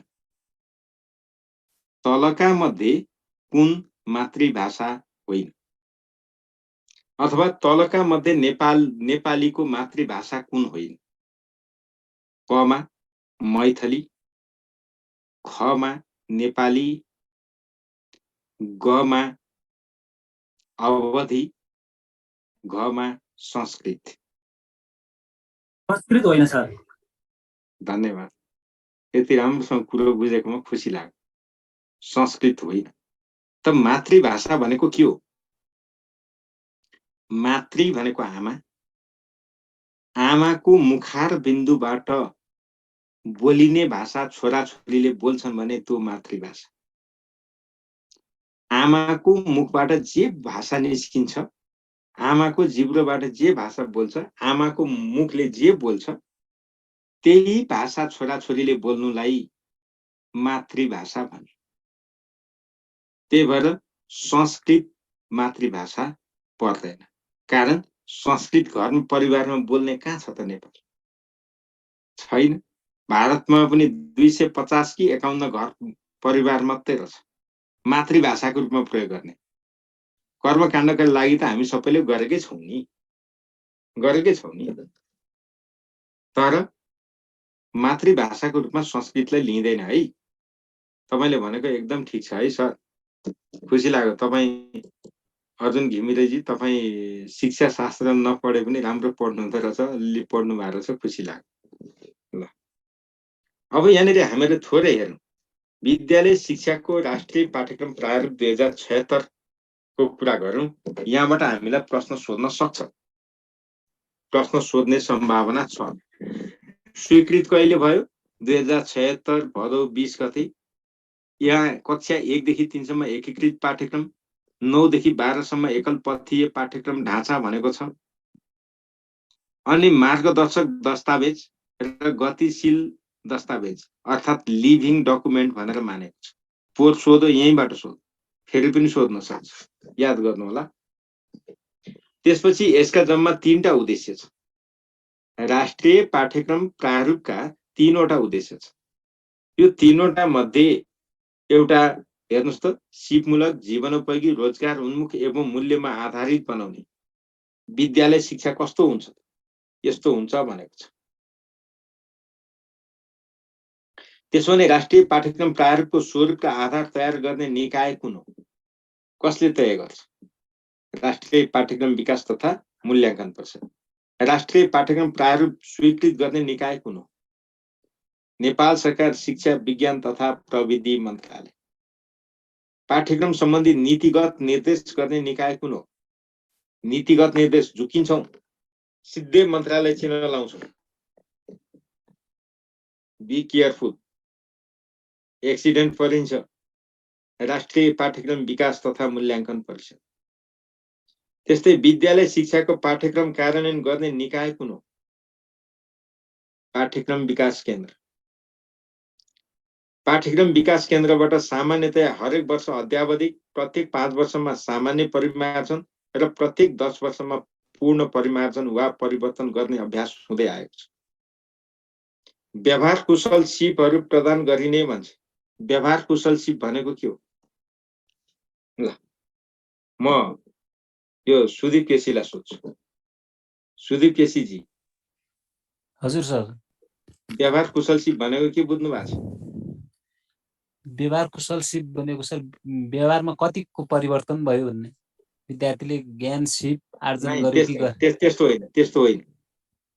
तपाईको दैनिक जीवनमा जे जति काम गर्नुपर्छ, खाना पकाउने, लुगा धुने, टुथब्रस गर्ने, शौचालय जाने, नुहाउने इत्यादि, हजुर, ती सबै कुरा गर्न उसलाई सिकाइनुलाई व्यवहार कुशल सिप भन्छ। तपाईले दैनिक व्यवहारमा जे क्रियाकलाप गर्नुहुन्छ, त्यो क्रियाकलाप तपाईँ आफैले गर्न चाहिने सिप सिकाउनु भनेको। दैनिक क्रिया। हजुर। अब माथिल्लो कक्षामा जानुहुने, यो कक्षा 1, 2, 3, 4 मा पनि सफ्ट स्किल छ। यो मुख्य चाहिँ 1, 2, 3 मै हुन्छ हैन सर व्यवहार? यो बुझ्नु नै, त्यस्तो होइन। ठुला कक्षामा पनि छ नि त, ठुला कक्षाको फरक छ नि त। हामीले यहाँ कुरा बुझ्नु पर्यो क्या। त्यही भएर कक्षा 1, 2, 3, 4 मा के हुनु पर्यो? जुत्ता लगाउने सिप, कपाल कोर्ने सिप, टुथब्रस गर्ने सिप, साथीभाइ भेट हुँदा व्यवहार गर्ने सिप सिकाउनु सफ्ट स्किल। कक्षा 9 देखि 12 को कुरा गरेको छ। कक्षा 9 देखि 12 जाँदा तपाईलाई प्लम्बिङको सिप सिकाउनु। प्लम्बिङ भनेको धारा बनाउने, बिजुली जोड्ने, सामान्य मर्मत समातका काम, मेसिन औजारका, ती सबै व्यवहार कुशल सिप। त तल्ला कक्षामा सिकाउने सिप र माथिल्लो कक्षामा सिकाउने सिप एउटै हुँदो रहेछ त? रहन्छ सर, हुँदो रहन्छ। यो भन्नेले हामीले के बुझ्नु पर्यो भने व्यवहार कुशल सिप भनेको तपाईको दैनिक व्यवहारमा जे जस्ता समस्या आइपर्छन् त्यसलाई तत्काल समाधान गर्न जे जति सिप चाहिन्छ त्यो सिक्नुलाई व्यवहार कुशल सिप भनेको। भात पकाउन जान्नु पनि व्यवहार कुशल सिप रहेछ। तपाईले मोटरसाइकल बिग्रेको बनाउन जान्नु पनि व्यवहार कुशल सिप रहेछ। कुरा बुझ्नुभयो कि भएन? हजुर सर। ल अब तपाईँले भनेको कुरा परिमार्जन गर्नुहोस्, बुझ्नुहोस् है, गल्ती नगर्नु होला। यहाँ जाँचमा सोध्दैन, तपाईँलाई पछि काम लाग्छ, कति बेला भने अन्तर्वार्तामा काम लाग्छ, अहिले काम लाग्दैन। ल अब त्यसपछि हामीले यहाँ सम्झिनु पर्यो, व्यवहार कुशल सिप प्रदान गरिने लक्षित वर्ग को हुन् त? ध्यान दिनुहोस्, विद्यालय शिक्षाका 13 वर्षदेखि 16 वर्ष उमेरसम्मका शिकार। तपाईँलाई जाँचमा सोध्ने चाहिँ यो लक्षित वर्ग कसलाई भनेको छ? 13 देखि 16। त्यो 13 वर्षको मान्छे कति कक्षामा हुन्छ?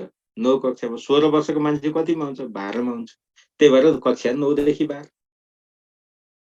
यहाँ त झुकिनु पर्ने कुरै छैन। अब अर्को कुरा हेरौँ, पाठ्यक्रम विकासका सैद्धान्तिक आधार कतिवटा? 14 वटा। तर पाठ्यक्रम विकास केन्द्र हिजो 79 असार 14 गते उसले कतिवटा तय गरेको छ? 9 वटा। हिजो मात्रै पढेका। राष्ट्रिय पाठ्यक्रम प्रारूप अनुसार विद्यालय शिक्षाको पाठ्यक्रम निर्माण गर्ने सैद्धान्तिक आधार कतिवटा छन् भनौँ भने 14 वटा। हाल कतिवटा प्रचलनमा छ भनौँ भने 9 वटा। नझुकिनु होला। त्यसो भने पाठ्यक्रम प्रारूप 2076 किन चाहियो भनेर 11 वटा औचित्य दिएको छ। पाठ्यक्रम सम्बन्धी नीति कतिवटा छ? 10 वटा। अब यी 14 वटा यहाँ दिएको छ, यसैको आधारमा बाँकी 9 वटा तय गरेको। यो कुरा ख्याल गर्नु होला।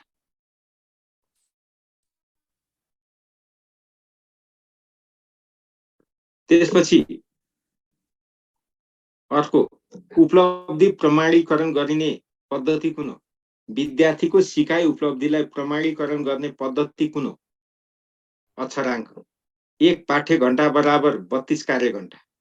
कक्षा 1-3 सम्मको लागि वार्षिक 26 पाठ्य घण्टा।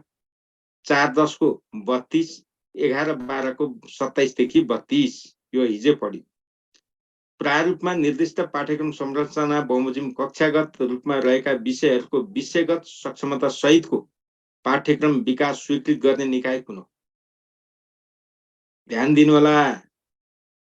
यो पाठ्यक्रममा रहेको पाठ्यक्रम संरचना अनुसार राष्ट्रिय पाठ्यक्रम प्रारूप 2076 मा लेखिएको संरचना अनुसार यदि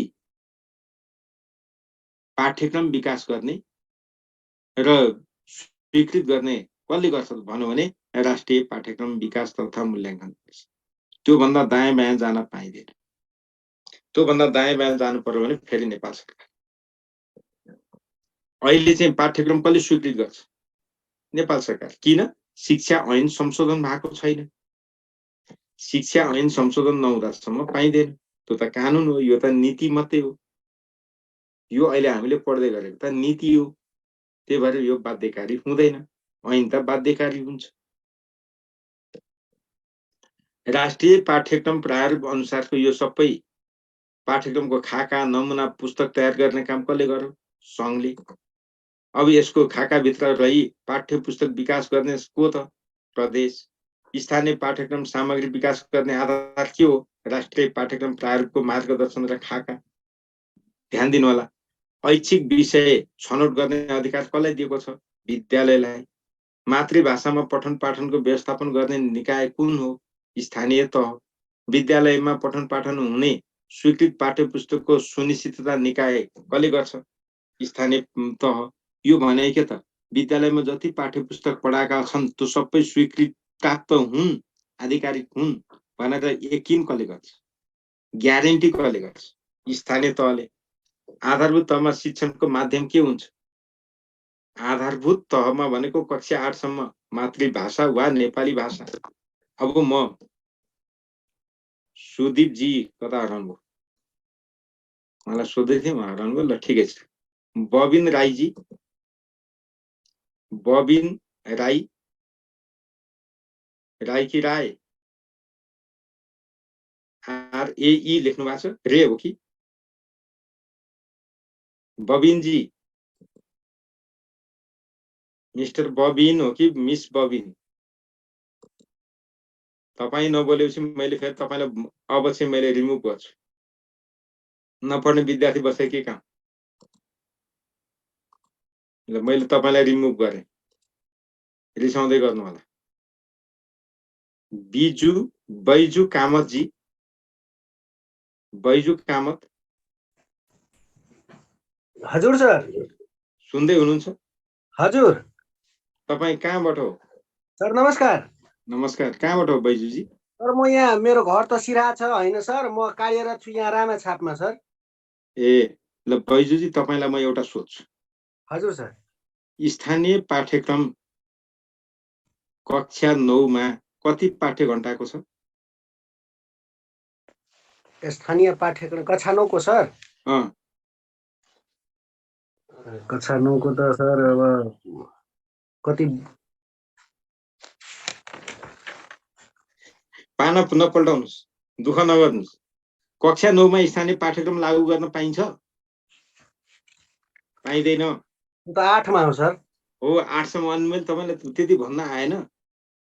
8 मा छ सर, 9 मा छैन। कक्षा 8 सम्म मात्रै हो स्थानीय पाठ्यक्रम।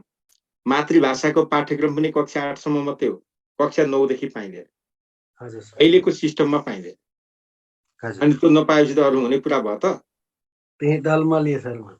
अल्मलिनु हुँदैन नि त। तपाईँ कार्यरत मान्छे, कस्तो राम्रो सोधेछु कामतजी। ल तपाईँलाई अब फेरि माविमा नाम निकाल्नु होला।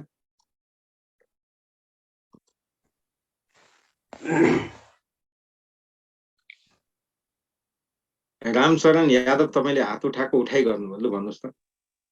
झन्डा उठाएपछि त के गर्नु?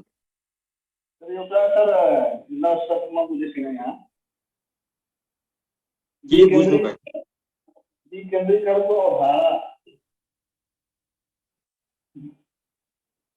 के पनि सुनिएन।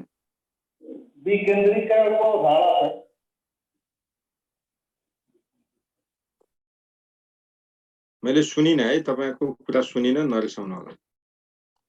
ल अब यहाँनिर हामीले पढ्दै गयौँ के भन्यो भने आधारभूत तथा शिक्षणको माध्यम भाषा, आधारभूत तहमा शिक्षणको माध्यम भाषा के हुँदो रहेछ? मिडियम अफ इन्स्ट्रक्सन चाहिँ मातृभाषा वा नेपाली भाषा। त्यसपछि आधारभूत तहमा के सामाजिक, मानव मूल्य, चारित्रिक शिक्षा, कला, संस्कृति सिकाउनु पर्यो भने माध्यम भाषा के? नेपाली मात्रै। अंग्रेजी पनि पाइँदैन, मातृभाषामा पनि पाइँदैन। त्यस्तै विज्ञान, गणित, कम्प्युटर शिक्षा, अर्थशास्त्र, लेखामा चाहिँ नेपाली वा अंग्रेजी। माध्यमिक तहमा पनि शिक्षणको माध्यम भाषा नेपाली वा अंग्रेजी, मातृभाषामा पाइँदैन। कक्षा 9 मा मातृभाषाको प्रयोग गर्न पाइँदैन। यो कुरा ख्याल गर्नु होला। अब कला संस्कृति सिकाउनु पर्यो भने नेपाली। विद्यालय तहमा भाषा सिकाउनु पर्यो भने जुन भाषा सिकाउने हो त्यही भाषामा। अंग्रेजी पढाउनु भयो भने अंग्रेजीमै, नेपाली भए नेपालीमै, ट्रान्सलेट गर्न पाइँदैन।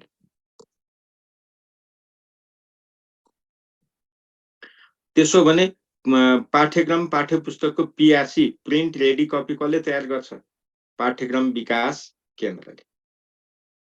त्यसपछि सूचीकृत गर्ने पाठ्यक्रम विकास केन्द्र। मातृभाषा स्थानीय पाठ्यपुस्तकको कार्यान्वयन गर्ने निकाय विद्यालय। कार्यपुस्तक प्रयोगमा जोड दिने कक्षा 1 देखि 3। अब विद्यालयमा अध्यापन गर्ने सबै तह र कक्षाका शिक्षकले सुनिश्चित गरिने सक्षमता, हुनै पर्ने क्षमता, शिक्षकमा नभई नहुने क्षमता 8 वटा। यो 8 वटा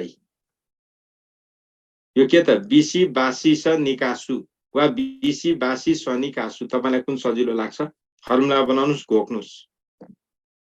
यो घोक्ने हो शिक्षकको सक्षमता। यसमा मैले अहिले यहाँ के भन्दिनँ। हामीले पेशागत विकासको कुरा गर्दा त्यसको डिटेल कुरा गर्छौँ। सिकाइ सहजीकरण क्रियाकलाप सञ्चालन गर्दा जोड दिने शिक्षण विधि के हो? विद्यार्थी केन्द्रित र बाल मैत्री। ठुला शिक्षाको पाठ्यक्रम तथा पाठ्य सामग्रीको विकास गर्ने निकाय कुन हो? पाठ्यक्रम विकास केन्द्र। पाठ्यक्रम विकास केन्द्र। ठुला शिक्षाको पाठ्यक्रम तथा पाठ्य सामग्री स्वीकृत गर्ने निकाय कुन हो? राष्ट्रिय पाठ्यक्रम विकास तथा मूल्याङ्कन परिषद।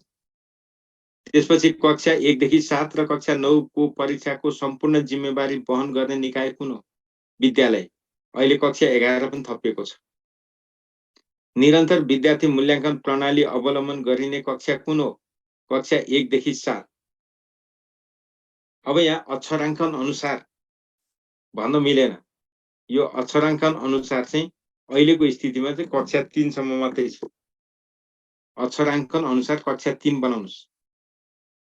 यहाँ 8 भएको छ, त्यसलाई 3 बनाउनुस् त। यहाँ हेर्नुस् त, यहाँ यसलाई 3 बनाउनुस्। अब निरन्तर विद्यार्थी मूल्याङ्कन कक्षा 7 सम्म लागू गर्न भनेको छ कसले? राष्ट्रिय पाठ्यक्रम प्रारूपले। तर अहिले कतिसम्म लागू भयो? 3 सम्म। अक्षराङ्कन पद्धतिको कार्यान्वयन गरिने कक्षा कुन हो? विद्यालय शिक्षाका सबै कक्षा। यो भनेको के हो? कक्षा 1 देखि 12। कक्षा 1 देखि 12। अब त्यसपछि विद्यालय स्तरीय सार्वजनिक परीक्षा सञ्चालन गर्दा अवलम्बन गरिने मूल्याङ्कन सम्बन्धी ढाँचा स्वीकृत गर्ने निकाय कुन हो? राष्ट्रिय पाठ्यक्रम विकास तथा मूल्याङ्कन परिषद। विषयगत विशिष्टीकरण तालिका तयार गर्ने निकाय कुन हो? पाठ्यक्रम विकास केन्द्र। राष्ट्रिय पाठ्यक्रम प्रारूपको कार्यान्वयन गर्ने मुख्य शैक्षिक संस्था कुन हो? विद्यालय। यहाँ दिएकै छ। तपाईले एउटा झुकिनु भएन। अक्षराङ्कन अनुसार कक्षा 3 भनेर सच्याउनु भयो। सच्याउनु भयो कि भएन? छैन भने तपाईले सच्याउनु पर्यो। यो लाइनमा हेर्नुस् त, मैले यो लाइनको कुरा गरेको छु।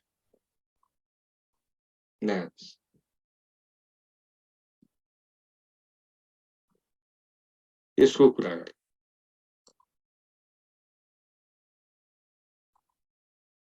ल अब विद्यालय शिक्षाको तहगत संरचना र उमेर। विद्यालय शिक्षाका तह दुईटा, आधारभूत र माध्यमिक। प्रारम्भिक बाल विकासको अवधि 1 वर्ष, 1-8 को अवधि 8 वर्ष, 9-12 को 4 वर्ष। यो हामीलाई थाहा छ, यसको बारेमा मैले भन्दिनँ। अब त्यसपछि यो हामीले अर्को हेर्नुपर्ने, अब विद्यालय तहमा पाठ्यक्रमका संरचना ध्यान दिनुस् है। 3टा छ पाठ्यक्रमका, 3वटा तह, प्रारम्भिक बाल विकास र शिक्षा, आधारभूत, माध्यमिक। यहाँनेरि पाठ्यक्रम हो। पाठ्यक्रम। ल अब यसका पाठ्यक्रमका तह 3वटा, विद्यालयका तह 2वटा, त्यसपछि संरचना 6वटा। के यी। अब उमेर कुन कुन? 5 देखि 7, 8 देखि 9 यो उमेर सम्झिनुस्। सिकाइ क्षमता स्तर कतिवटा? 5वटा। कक्षा 7 लाई कुन सिकाइ स्तरमा राखिएको छ? तेस्रो, तह 3। यो कुरा याद गर्ने। अब यो त अगाडि नै हामीले हिजो पढिसकेको भएर यो कुरा दोहोर्याएन। यो कुरा दोहोर्याइएन है। त्यसपछि पठन पाठनको समय अवधि कति त? एक शैक्षिक वर्षमा कम्तीमा 205 दिन पठन पाठन गर्नुपर्छ। शिक्षा नियमावलीले 192 दिन पठन पाठन गर्नुपर्छ भनेको छ। अरु कुरा यहाँ छैन। यति कार्य घण्टा भनेकै छ, यसमा हामी जोड दिदैनौं। यो सबै मूल्याङ्कन प्रारूप 76 को कुरा। अब मूल्याङ्कनमा के भनेको छ? विद्यालय शिक्षामा विद्यार्थीको मूल्याङ्कन निर्माणात्मक र निर्णयात्मक। कक्षा 1-3 मा पूर्ण रूपमा निरन्तर मूल्याङ्कन पद्धति, कक्षा 4 र 5 मा 50% भारको निरन्तर मूल्याङ्कन पद्धति, 50% भारको आवधिक मूल्याङ्कन परीक्षा भनेको छ। कक्षा 6-7 मा 40% भारको निरन्तर, 60% भारको योग भनेको छ। केमा? मूल्याङ्कन प्रारूप 2076। 76 ले भनेको राष्ट्रिय पाठ्यक्रम प्रारूप 2076 ले मूल्याङ्कन यसरी गर्ने भनेको छ।